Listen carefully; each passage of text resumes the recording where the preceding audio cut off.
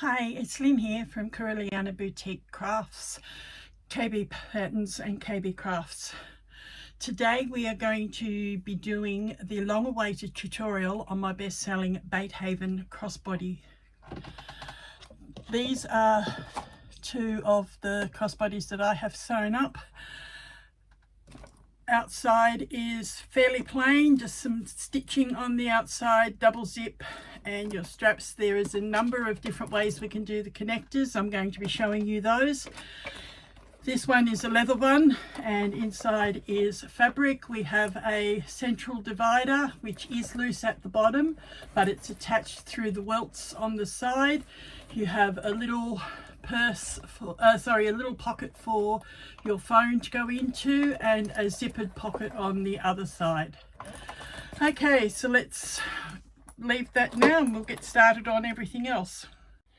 Alright, you have two options for your strap. You may either do a single tone strap, which is normally done out of vinyl or leather or fabric. I tend to mostly do fabric if I'm doing a single tone. If I'm using leather or vinyl, I do a two-tone strap. It's just personal preference. The bags that I showed you before both had dual tone straps on them. To do your single tone, you will cut your fabric at 4 inches and you will fold it fold your ends in, then you will fold in half, which makes it the 2-inch width, so that's in half. Then you'll open it up and you'll fold each side into that center fold that you've just created, and then fold it again back into your 4 folds. Then you will top stitch both edges before you attach your hardware. I'm going to be doing the top stitching on my industrial, so I will do that probably off camera and then come back and show you.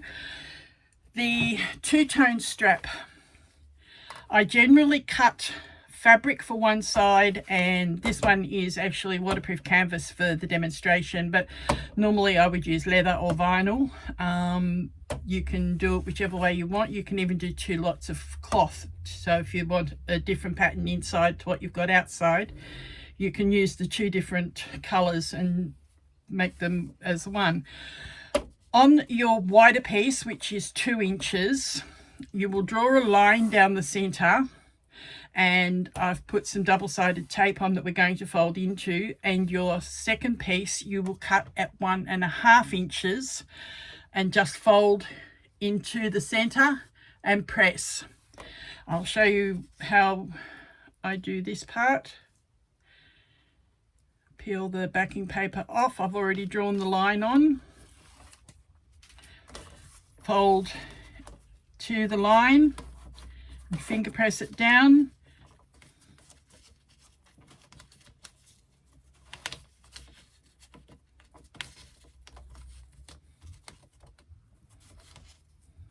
I've used a wider tape because waterproof canvas for me doesn't always seem to want to stick, so I've tried to give it as much sticky as we can get to make sure it works. When you've done one side, you then come back and you do the other side and in and meet that line again. So you have your your join up the center, or your raw edges up the center, sorry. Then, so that it doesn't slip on you, I add another piece of double-sided tape along that join.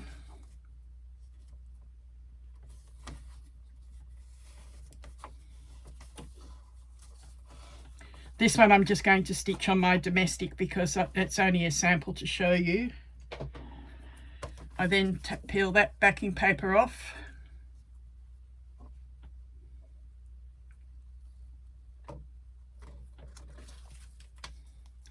And the raw edges of this we've put into the center and line up so that it's centrally placed along that piece of tape.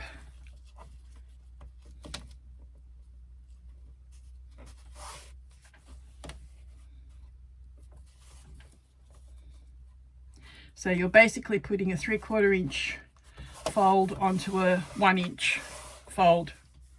I'll just move these out of the way a moment. Then come along with your machine, whichever one, and top stitch along the edge.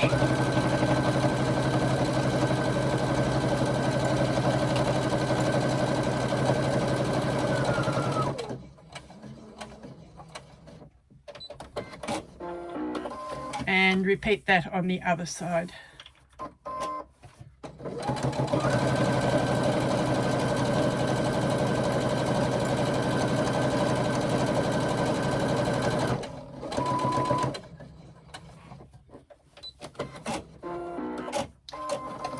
If you're working with fabric, don't forget to turn your ends under. I didn't bother doing that just for the demonstration, but that is your two-tone strap, with the top one just a little bit narrower than the other, and on the back of it you've got your top stitching along that. Then the other options you have is how you're going to do your strap connectors. Now in my pattern there are 4 different methods of attaching the strap connectors. The one I'm going to be using is where I have like the back part of that strap, just the 2-inch cut, fold into the center, giving you a 1-inch strip. Put your connector on, fold it in half, and then that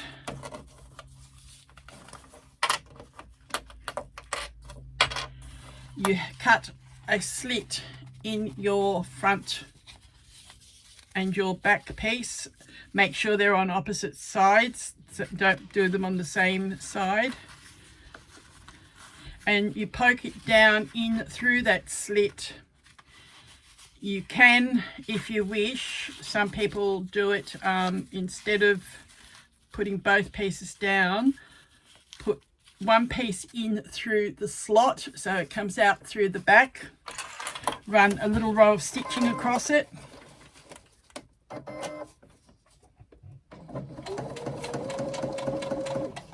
All right, I've unpicked that. When you're doing your row of stitching, make sure it's on the above the cut, but very close to it, so that you're sewing through the back piece.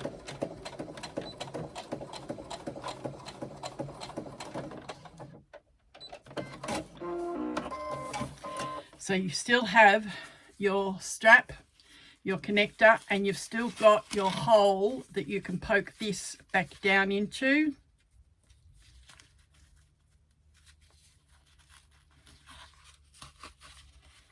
Pull it down.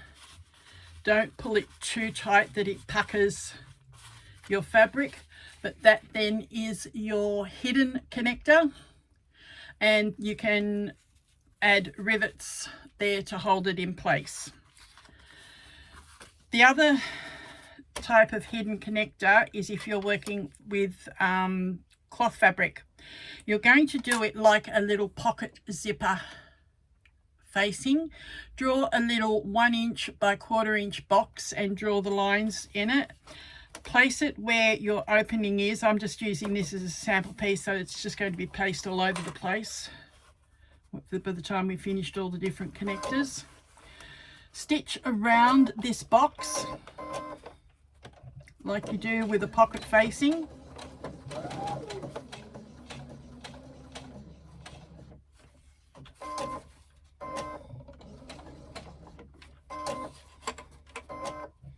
So you sew your rectangle,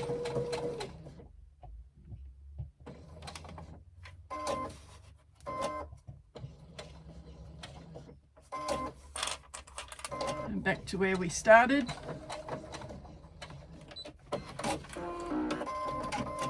Then get your unpick tool, go down in the corner just next to the stitching. Do not cut through the stitching, and you're just going to cut your little V's like you do with your pocket facings.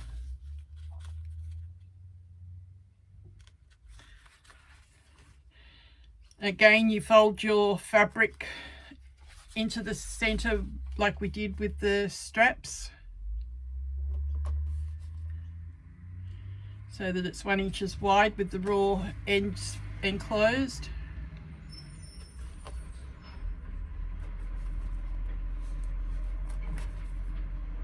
And then slit the center part. When you get down towards that V, bring your needle back out so that you don't cut any further than where you've come out. Then poke that through like you do with your pocket facings. It's just a pocket facing in miniature. Take it to the iron and press it. I'm just going to finger press it for the demonstration. You then have an opening with your cloth fabric that you can then put your cloth connector in, same way we did with the other one.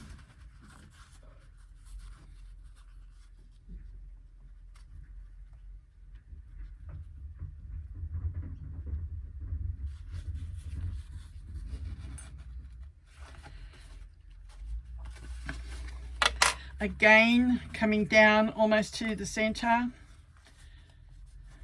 running a row of stitching to help hold that in place.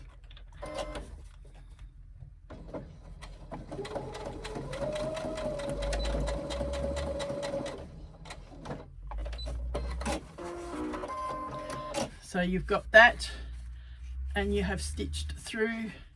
Now what you do is put your connector ring on, poke it down through that hole.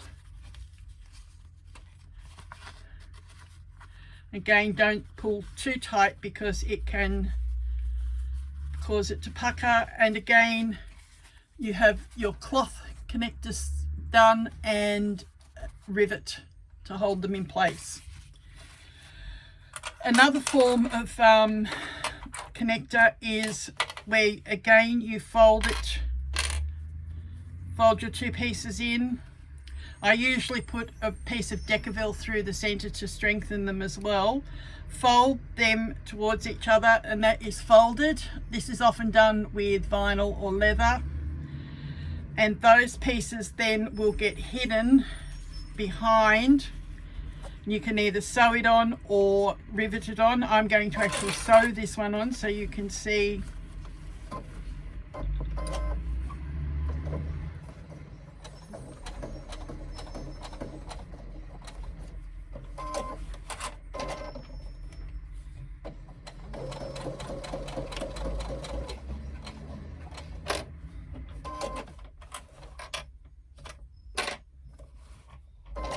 So you can see there are all different ways in which you can do these connectors to make this crossbody your own.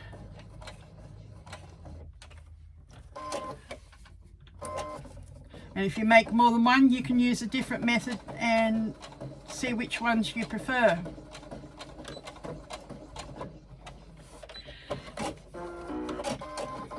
Again, you can leave it just stitched, or you can add decorations and rivet that as well.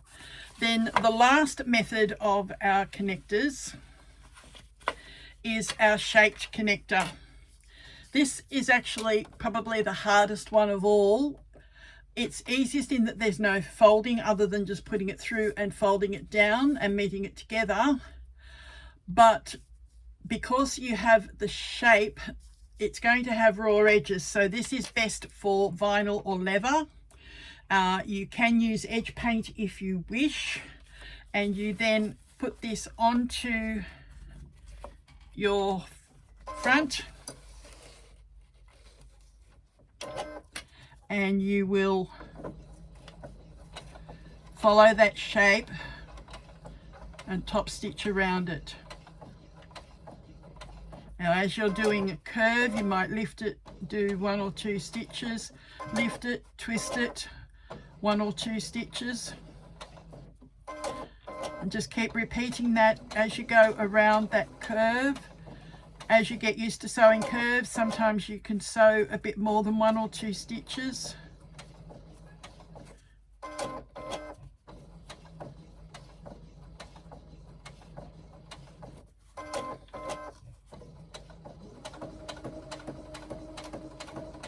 And then when you get back up near your connector, you will stitch across underneath and keep that in place. May be easier with a zipper foot to get as close as you can to your hardware.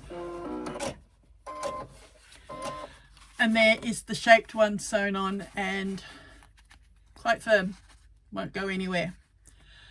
All right, they're the different options that are on page 5 of your strap connectors, plus the one that's added on the back for the fabric connector. So choose which method you want to use, and we'll be back to do our inside zippered pocket. All right, I have done my top stitching on my strap. So as you can see, that is the cloth strap done. I've just got to add my hardware to it. So what I will start doing is I put that through my adjuster buckle. I can either stitch that or add rivets. I generally add rivets to it, but I'm just going to put a clip on it for now, and I'll rivet later. Then you add one of your sliders to the other end.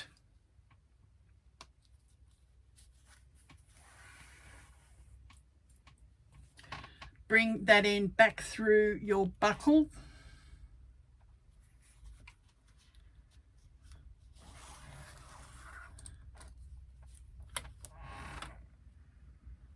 I have twisted it, so I'm just going to have to untwist that.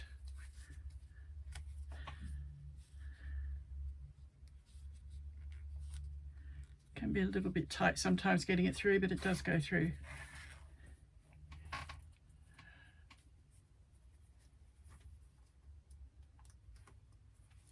All right, so that is now untwisted. It is through one side of the buckle, so we go back over the cloth that we've already put on the buckle, go back through the other side, pull that through. So there you now have your adjuster buckle on. Swivel on that end, and then this other end we just add our last swivel and again stitch or rivet it in place. I'm just going to put a clip on for now.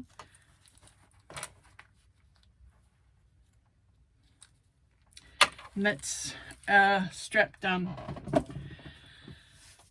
So as you can see, that one works just as well. I've also done my connector tabs ready to put onto my fronts, and I'm actually using little triangles on mine.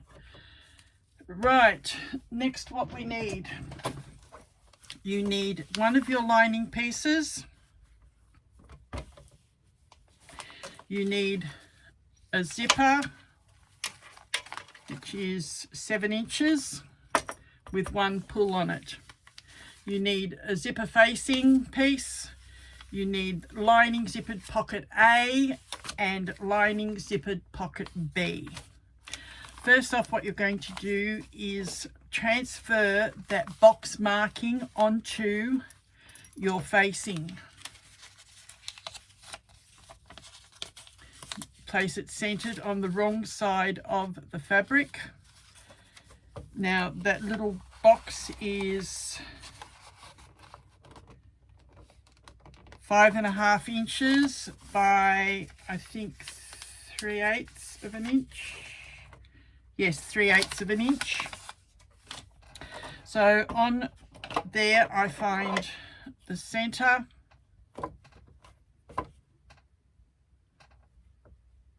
And I'm going to draw a line through the center, which will become that center line in our box. Then I'm going to find the center of this piece. Helps if I get the right end of the ruler. Alright, that is 6 3/4, so 3 3/8. That's the center. So now I can measure that 5.5 inches, which will be 2 3/4 either side of center. There's our 5, there's our 1. No, something's not looking right. What have I done? It's only 5 3/8. I'm just going to fold the pattern so that I can get the measurement where I need it. My mind's just not thinking clearly at the moment for maths, which is a strange thing because I'm a retired maths teacher. It doesn't say much, does it? All right, there's my centre. That's one end of the box and that's the other end of the box there. All right, so 3/8 of an inch, so we do 3/16 either side of that line. Again, 3/16 down from the line and connect up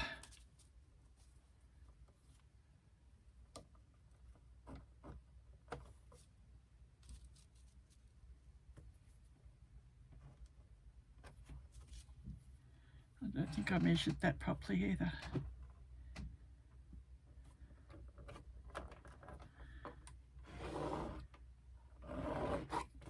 All right, when you get your box right, then you can draw your little V's.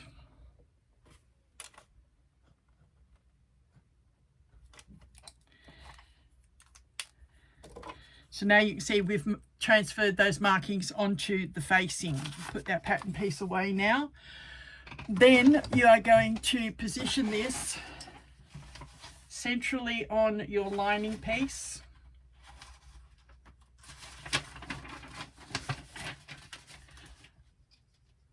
One and a half inches down from the top. So measure 1.5 inches down. I'm using friction pens that when I iron this, they will all disappear. All right, the center of our facing. Line it up with that little mark that we've just done. And that's it centrally placed on there. We are now going to stitch around that little box and attach it to our lining piece.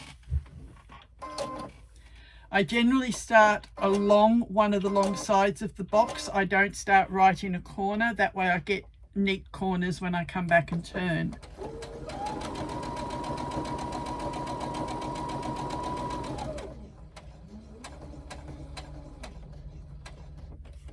You get to the end, pivot down to the other corner, up pivot along the other long line, up to the next corner, pivot up to the last corner, pivot and back down to where we started before and lock off your thread.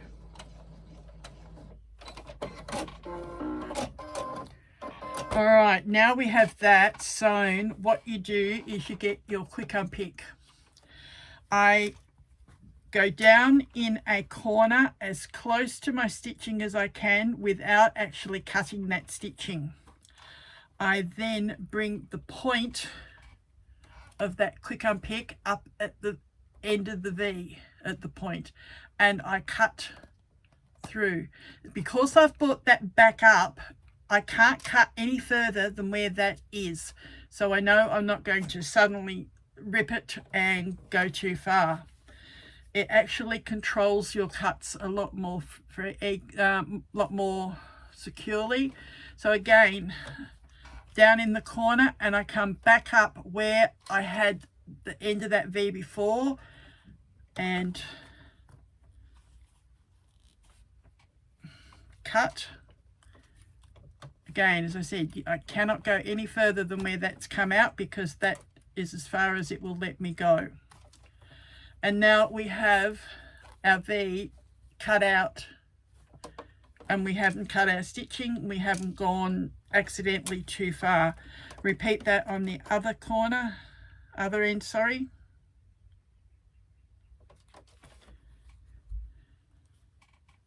Up, cut, down in the corner, back up and cut. And again, we've got the other end now cut. Then we come in with our scissors and cut along that center line.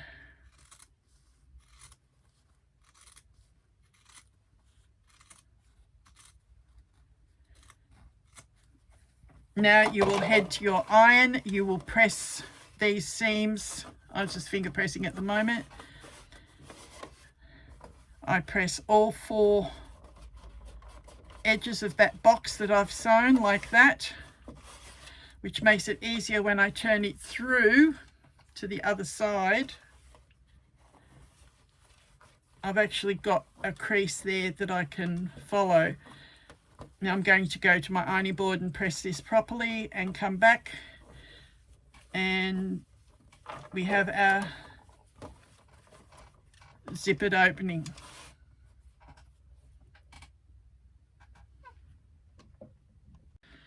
All right, to do our zippered pocket, we've done our opening. You have 2 options on how to do this. The pattern shows you one way, which I'm going to do, but I'm going to quickly show you an alternate way of doing it, so that if you don't like your zipper tape edges showing, this one will actually hide those edges for you.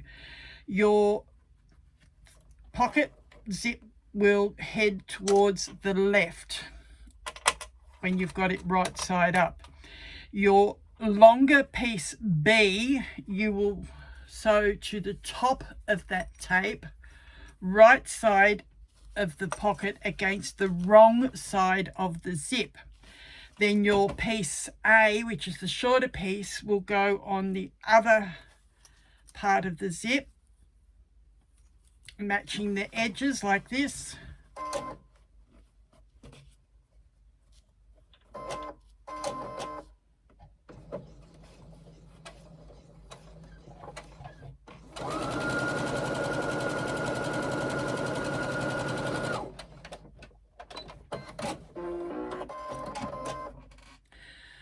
Then when you look at the inside of your pocket, you will see that there is no exposed tape edges.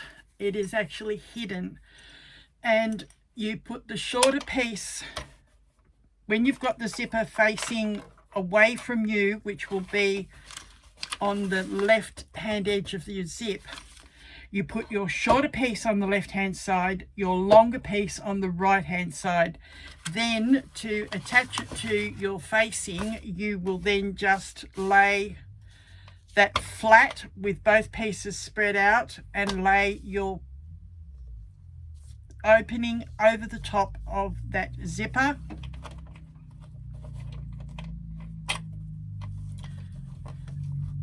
And then you will top stitch around it to close that box opening. Then when you're finished, that long piece will come back down and meet with the shorter piece to finish off your pocket, how we finish it with the other method we're about to show you.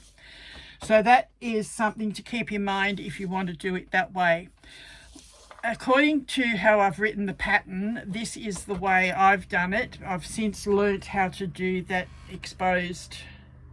the enclosed zipper tape part, but I use double-sided tape on my zip.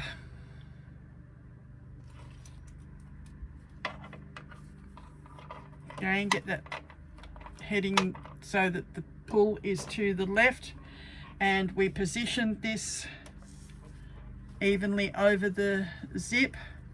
Now the reason I have done a 3/8 inch box is so that if you're using a number 3 zipper internally, it will still fit this box. But if you are using number 5 tape, you can actually make the box a 1/2 inch instead of 3/8 of an inch if you so wish. But I'm using a number 5 zipper tape in that 3/8 inch, and it's not really an issue at all. Then once you've got your zip in position, using your zipper foot, top stitch around. You're going to have to move your zipper pull out of the way.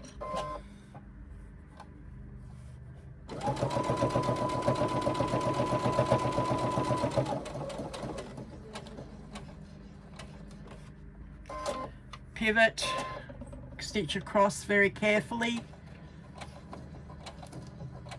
You're not supposed to break needles on the nylon teeth, but I have done in the past if I've sewn too fast. So I tend to take that little part slow. We get back up here, we move the zipper pull back down out of the way and finish sewing. Why do people pick today to mow lawns?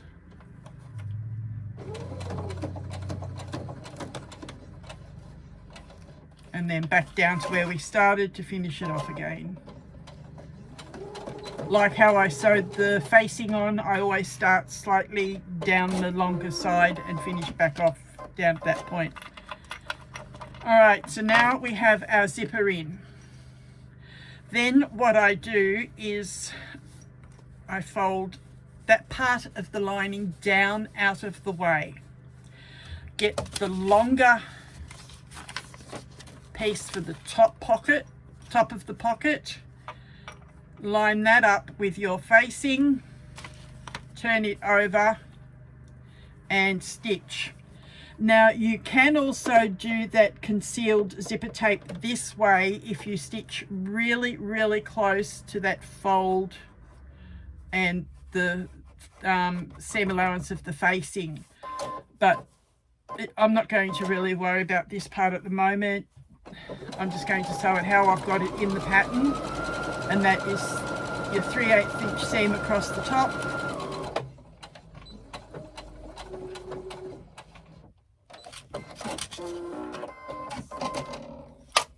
flip that up out of the way, come in with your shorter one and line up on the bottom edge of the facing. Again, flip it over and flip your lining piece out of the way, and again 3/8 inch seam,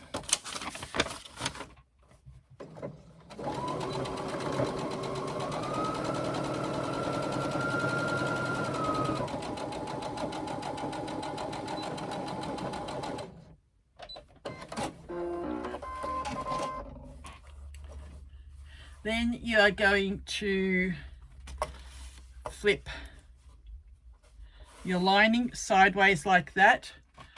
Press, so before we flip the lining, press your pocket pieces down.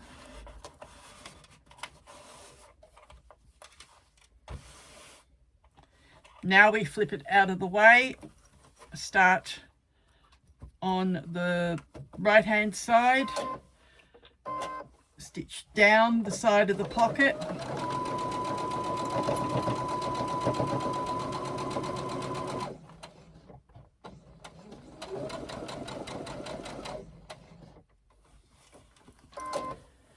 pivot, come along. My pockets aren't quite meeting by about 1/4 of an inch, so I'm making allowances for that as I do the bottom seam.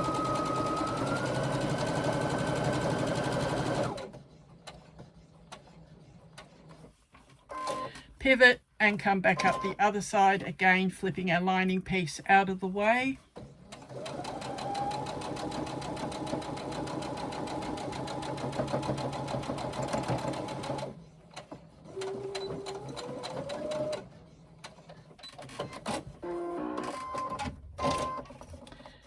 And there we have our zippered pocket sewn in and enclosed.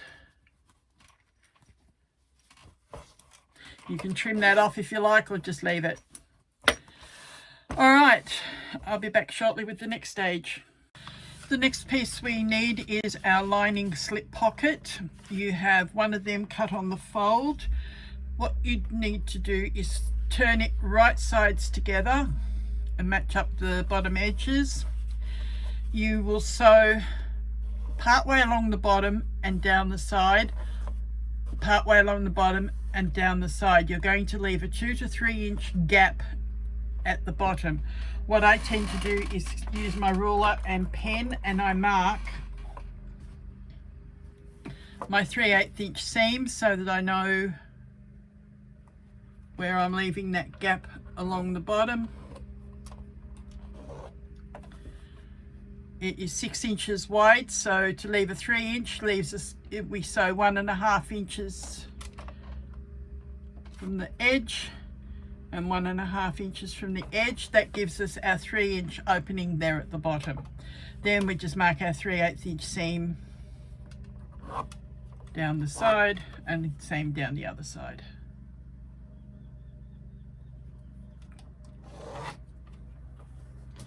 So go ahead and stitch that. Don't need my zipper foot for this.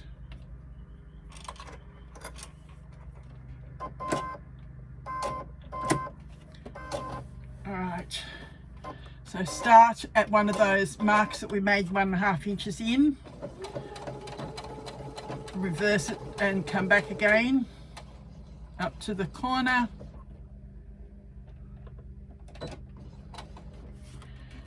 Pivot and come down and sew that side seam.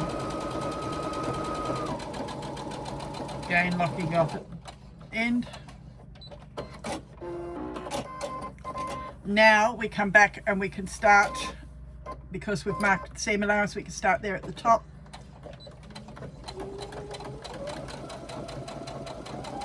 Down to the intersection. Pivot and come across to that other 1.5 inch mark that we made. Reverse and cut your thread. Now take your scissors, cut the excess off from the corners so that you don't have as much bulk when you turn it.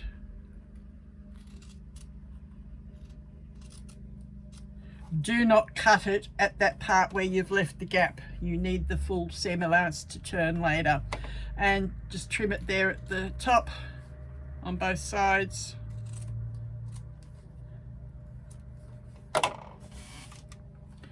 And turn it through.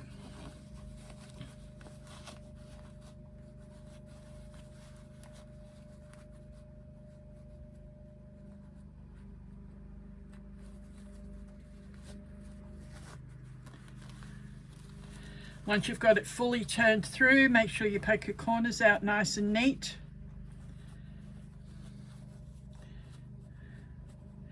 If you can't get it out with your fingers, you can take your scissors and be very careful and poke it out, or you can get a pin and pull it out, or you can get some tools that are used for doing this. I don't have, I just use what I've got available.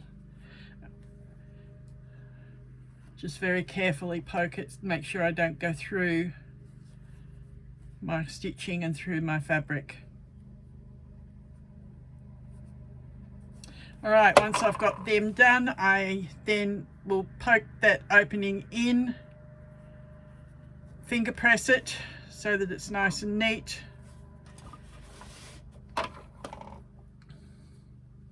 And I'll just paste a clip on that for now. Then we will top stitch this top folded edge only. And I'll be back because I do that on my other machine. When you've done your top stitching, which is just on that top folded edge, take it to the iron and give it a really good press, because we're going to now be able to have to do some folding and marking. So it needs to be really pressed properly to be able to get this done properly. Draw a line 3/4 of an inch from the edge on both sides.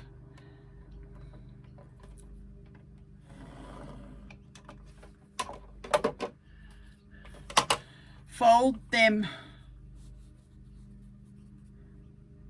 on that line towards the back so that you have a pleat like that. You will then top stitch down this folded edge, and we'll be back.